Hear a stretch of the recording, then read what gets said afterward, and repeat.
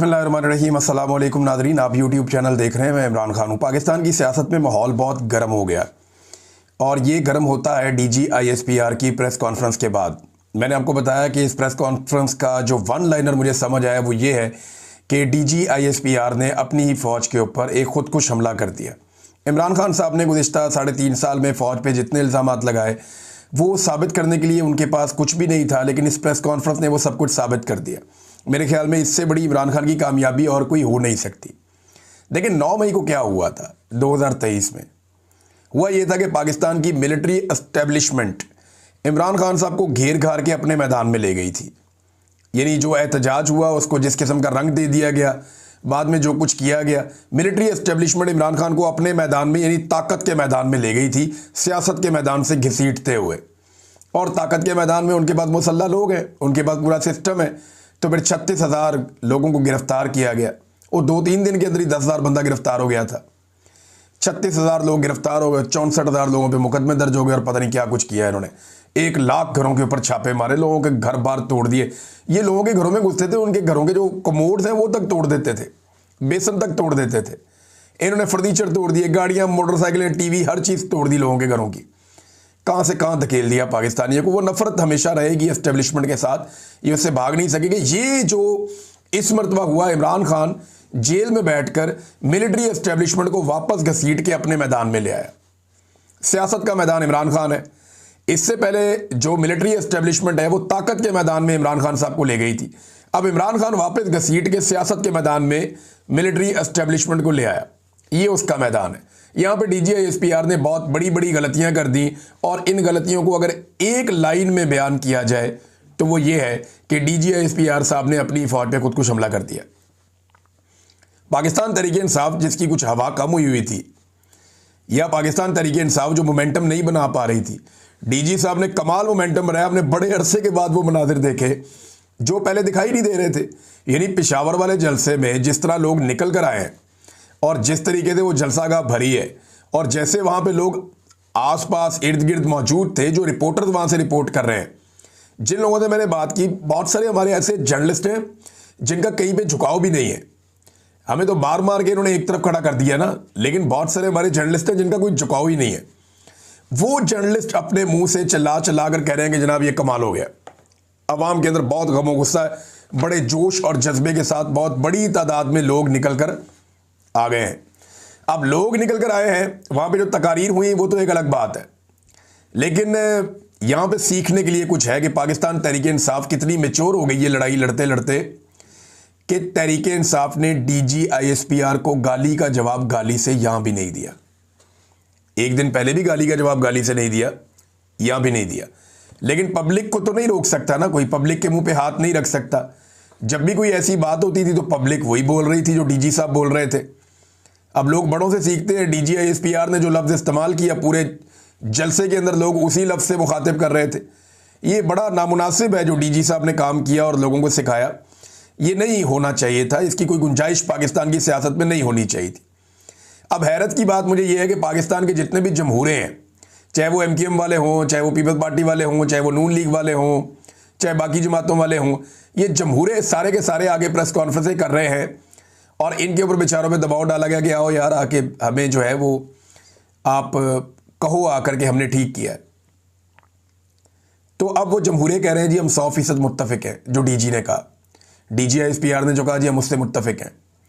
वो खैबर पख्तूनख्वा से PMLN के लोग आ गए, वो उधर से जो है ऊपर से बलूचिस्तान का वज़ीर आला आ गया, MKM के बंदे इकट्ठे होकर बैठ गए, फारूक सत्तार वगैरह ये सारे।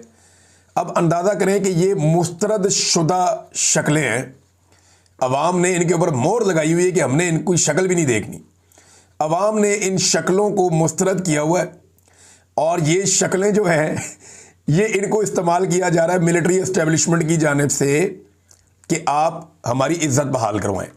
लेकिन मामला फौज की इज्जत का नहीं है। फौज का तो इज्जत बेइज्जती का रोला ही नहीं है। अभी उन्होंने एक लड़ाई लड़नी है, कौम फौज के साथ खड़ी हो जाएगी। ये देखें ना, अभी एयरफोर्स ने इंडिया को मारा, कौम ने कितना अप्रिशिएट किया एयरफोर्स को। अभी जो हमारी ज़मीनी अफवाजें जाएँ कश्मीर का एक हिस्सा आज़ाद करवा लें, कौम बड़ी खुश हो जाएगी, शाबाश देगी। लेकिन जो गुंजाइश नहीं निकल रही ना, वो मिलिट्री एस्टेब्लिशमेंट के बारे में नहीं निकल रही। जो बड़े जर्नैल है या क़यादत है जो पॉलिसी बना रहे हैं बिला वजह। हालांकि कायदे-आज़म मोहम्मद अली जिन्ना ने इन्हें मना किया था कि तुमने पॉलिसी नहीं बनानी, इनकी खोपड़ी में बात घुसती नहीं है। और भाई कायदे-आज़म ने आप लोगों को समझाया कि आप लोगों ने पॉलिसी नहीं बनानी, ये हमने आपको ड्यूटी नहीं दी, ये जिम्मेदारी आपने बिला वजह नहीं उठानी, आपने आराम से बैठना है और हुक्म का इंतज़ार करना है। जो आपका सिविलियन हाकिम आपको हुक्म देगा आप उसको बजा लाएंगे, बस आपने इतना काम करना है। आपने अपने दिमाग पे ज़्यादा जोर नहीं देना, आपने बंदूक हाथ में रखनी है सिर्फ। लेकिन ये पॉलिसियां बनाना शुरू हो गए।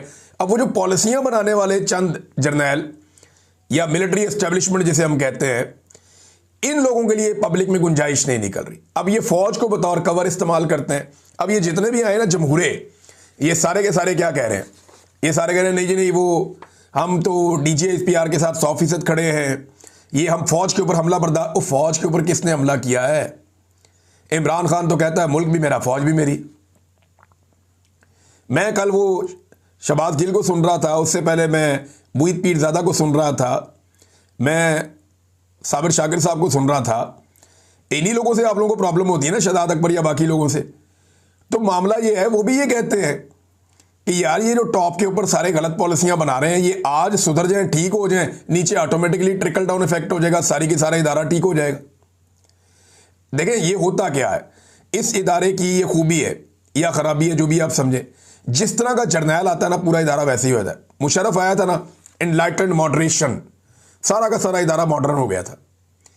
इतने मॉडर्न हो गए थे कि बस सरेआम मॉडर्न हो गए थे। फिर देखें उसके बाद ज़ियाउल हक आया था, उससे पहले वो बड़ा रिलीजियस टच लेकर आया था, सारा इदारा नमाज़ों पे लग गया था। तो ये ऊपर से नीचे ट्रिकल डाउन इफेक्ट आता है। ये जिस तरह का ऊपर लाके बंदा बैठ जाता है, उसी तरह का नीचे माहौल बन जाता है। तो ये अगर ऊपर का किबला ठीक हो जाए तो नीचे तक सारा मामला ठीक होने में थोड़ा टाइम जरूर लगेगा, लेकिन मामला ठीक हो जाएगा। अब आप एक एक बंदे को पकड़ के तबलीग नहीं कर सकते, आपने टॉप पे ठीक करना होता है, बाकी सब ठीक हो जाता है। ये बात मुख्तलिफ लोग मुख्तलिफ अंदाज में समझाते रहते हैं, लेकिन मामला क्या है, ये फौज का कवर ले लेते हैं। ये ना फौज के ऊपर चढ़ाई, फौज के साथ बदतमीजी। इमरान खान कहता है मुल्क भी मेरा फौज भी मेरी। फौज को तो वो कहता कोई नहीं, वो ये कहता है कि फौज का अपने सियासी और ज़ाती मफाद के लिए इस्तेमाल बंद किया जाए। जिस काम के लिए कौम ने ये फौज पाली है और जिस काम के लिए कौम ने ये फौज रखी है, फौज को सिर्फ वो काम करने दिया जाए। बैरकों में जाने के अलावा और कोई रास्ता नहीं है, या तो मैदान जंग में या बैरक में। यही फौज की ड्यूटी है। या फौज को अगर कहीं बुलाया जाए मदद के लिए तो उनको वो आना चाहिए, बिल्कुल आना चाहिए, उनकी वो आईनी जिम्मेदारी है। लेकिन खुद से वो पॉलिसियां बनाए, इसकी कोई गुंजाइश नहीं है। लेकिन ये सारे जमहूरे बैठ के अब जो है वो टीवी चैनल्स के ऊपर इनको दिखाया भी जा रहा है, और जमहूरे बैठे हुए टीवी चैनल के ऊपर बैठ के कह रहे हैं नहीं जी नहीं, ये जो है फौज के साथ लड़ रहे हैं, हम जनाब साथ खड़े हैं, इदारे एक जैसे। इस तरह की शक्लें आप अपने साथ खड़ी करेंगे ना, इदारे की भी बदनामी हो जाएगी और काम नहीं बनेगा। क्योंकि इमरान खान का जो फॉलोअर है ना, वो बहुत अजीब किस्म का है। मैं अभी जलसे पे नहीं आया, लेकिन ये बड़ी ज़बरदस्त बात एक औरिया मकबूल जान साहब ने की, क्योंकि उन्होंने बात की है तो ये क्रेडिट उन्हीं को जाता है जिस तरह उन्होंने इसको एक्सप्लेन किया। मामला भी यही है कि इमरान खान का दिफा करने वालों पर सूरज गरूब ही नहीं होता, सूरज गरूब नहीं होता इन पे, जो लोग इमरान खान का दिफा करते हैं। ये कहावत नहीं है, ये हकीकत है। एक तरफ देखें, इन्होंने पेड किस्म के बंदे रखे हुए, किसी के 15 फॉलोअर हैं, किसी के 25 फॉलोअर हैं, बस इतना ही है।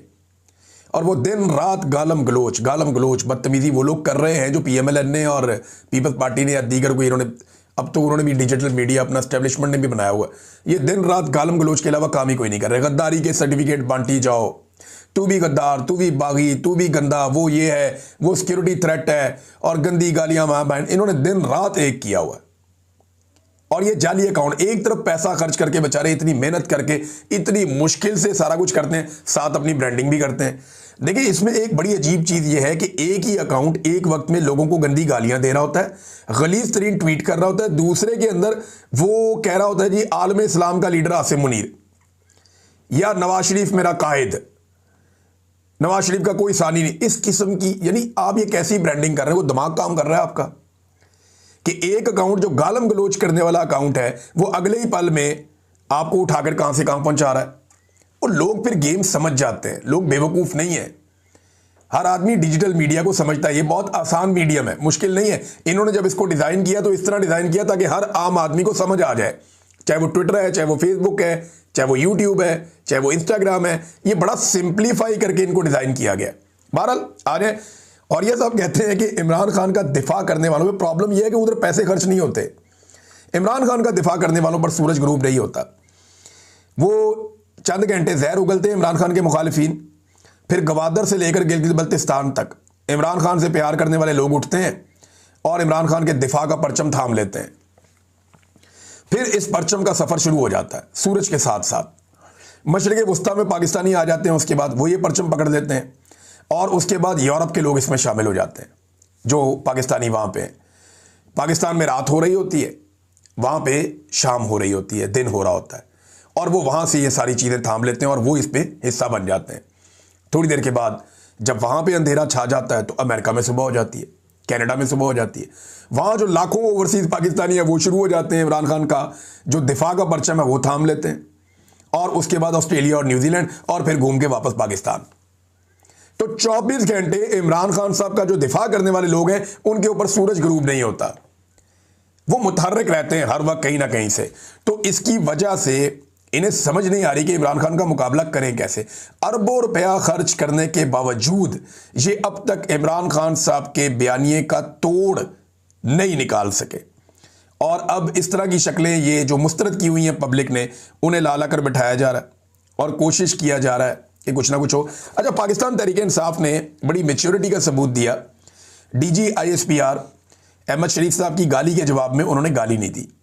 मैं सोशल मीडिया की बात नहीं कर रहा, मैं तहरीक इंसाफ की जो पॉलिटिकल क़यादत जिन्होंने कल एक प्रेस कॉन्फ्रेंस की थी और जिन्होंने आज एक जलसा किया, मैं उनकी बात कर रहा हूं। अब यहां देखें, जो सुहेल अफरीदी ने DG ISPR को मुखातिब किया, उन्होंने कहा DG ISPR ने मेरे बारे में गलत अल्फाज का इस्तेमाल किया, मैं कबायली हूं, ऐसी तरबियत नहीं कि गालियां दूं। DG ISPR और जाली सेनेटर और वज़रा में फ़र्क होना चाहिए, यानी एक जाली सेनेटर में और एक DG ISPR में फ़र्क तो होना चाहिए, जाली वज़रा के अंदर और DG ISPR में फ़र्क तो होना चाहिए। फिर उन्होंने बाद में इमरान खान के बारे में DG ISPR को कहा कि आप नाम क्यों नहीं लेते, नाम लेना इसका उसका, ऐसे क्यों बोलते हैं आप, नाम लें उसका, इमरान अहमद खान न्याजी, और ये नाम हमेशा याद रखना। ये भी सुहेल अफरीदी ने कहा। बड़ी लंबी उन्होंने तकरीर की। मैं एक और चीज़ देख रहा था, मुझे हैरत भी हो रही थी कि जब वो सुहेल अफरीदी ने कहा कि मैं 100 अरब रुपया खर्च करने जा रहा हूँ पेशावर के ऊपर, पेशावर से आए हुए थे ना सारे लोग और बहुत बड़ा जलसा था, मैं 100 अरब रुपया खर्च करने जा रहा हूँ पेशावर पे, लोगों के अंदर मैंने जोशो खरोश ही नहीं देखा। मैं ये देख रहा हूँ जब भी वो तरक्याती मनसूबों की बात करते हैं, वो दीगर चीज़ों की बात करते हैं, लोगों को जोश नहीं आता, लोग उसके ऊपर रिस्पॉन्ड नहीं करते। लोगों को पता है इनकी जिम्मेदारी ये काम इन्होंने करना ही करना है, ये जो बजट अब इन्हें देते हैं इसके साथ इन्होंने पब्लिक का काम करना है। लेकिन असल प्रॉब्लम क्या, जो एस्टेब्लिशमेंट का भी प्रॉब्लम है, जब वो इमरान खान का नाम जलसे में लेते हैं पूरा जलसा गर्म हो जाता है। पठानों की सुई वहीं अटकी हुई है अभी तक। अली अमीन गंडापुर साहब जहां पे लाशें छोड़कर आए थे ना, जख्मी छोड़कर आए थे डी चौक में, पठान अभी तक वहीं फंसे हुए हैं। वो जब भी कोई जलसा होता है, कोई इवेंट होता है, वो बार बार कहते हैं कि डी चौक डी चौक डी चौक, सुई वहीं पे अड़ी हुई है कि डी चौक जाना है। ये तो फिर खौफजदा नहीं हो रहे लोग तो मौत को गले लगाना चाहते हैं, ऐसे लगता है। लोग तो मौत का खेल खेलना चाहते हैं, वो तो ये चाहते हैं कि वो फिर चले जाए। ये तो लीडरशिप उन्हें रोक रही है। फर्ज करिए लीडरशिप ना हो, कल को आप गवर्नर राज लगा दें खैबर पख्तूनख्वा में, तो फिर इन लोगों को रोकने वाला कौन होगा? अगर लीडरशिप ना रही, खुदा ना खास्ता अगर इमरान खान को कुछ हो जाता है तो लोग जवाब किससे लेंगे? पाकिस्तान की एस्टेब्लिशमेंट ने साबित कर दिया कि हम ही इमरान खान के दुश्मन हैं। जितनी नफरत अपने मुंह से निकाली DG ISPR साहब ने, उससे साबित हो गया कि इमरान खान का दुश्मन कौन है या इमरान खान के साथ बुरा कौन कर रहा है। अगर इमरान खान को कुछ हो गया तो ये फंसेंगे भी यही लोग। पाकिस्तान की मिलिट्री एस्टेब्लिशमेंट के ऊपर ये इल्जाम आएगा। इमरान खान साहब ने एक दफा नहीं 100 दफा ये कहा है कि अगर मुझे कुछ हो गया या मेरी बीवी को कुछ हो गया तो इसके लिए जिम्मेदार आसिम मुनीर साहब होंगे। ये वो कई दफा कह चुके हैं फील्ड मार्शल के बारे में। तो लोग तरक्याती मनसूबों के ऊपर इतना रोला नहीं डालते, लोग जिद करते हैं डी चौक जाने की। इमरान खान का नाम आता है या ऑपरेशन का नाम आता है या ड्रोन का नाम आता है तो लोग चार्ज हो जाते हैं, लोग रोला डाल देते हैं। तो ये लोग किस तरफ जा रहे हैं ये आप देख लें। और 2 जलसे हुए हैं एस्टेब्लिशमेंट के लिए ना, इसमें सीखने के लिए बहुत कुछ है। एक गुजरांवाला में जलसा हुआ जिसमें वजीर आला और वजीर आज़म दोनों थे, यानी टॉप लोग थे पीएमएलएन के, और गुजरांवाला एक दौर में पीएमएलएन का सबसे मजबूत गढ़ था। पीएमएलएन की लाहौर में ताकत जो है ना वो तीसरे चौथे नंबर पे आती थी। पीएमएलएन की जो असल ताकत थी वो फैसलाबाद और गुजरांवाला में थी। फैसलाबाद तो इनके हाथ से सारा का सारा निकल गया। अब गुजरांवाला जो इनकी एक बहुत बड़ी ताकत थी पीएमएलएन की, जिस वक्त नवाज शरीफ बहुत बुरे हालात में होता है तो हर मर्तबा गुजरांवाला का रुख करता है। तो गुजरांवाला के अंदर पीएमएलएन जलसा करती है और खाली कुर्सियां, आधी से ज्यादा खाली कुर्सियां, और मरियम नवाज की तकरीर हो रही है और लोग जलसा का छोड़ छोड़ कर जा रहे हैं। वजीर आजम को कौन सुनता है, वजीर आला को कौन सुनता है? लोग मुंह ही नहीं लगा रहे। पता नहीं कहां से पकड़ के लोगों को लाया हुआ था, उन्हें लगा लेट हो गए, चलो निकलो बस टाइम हो गया, चलिए।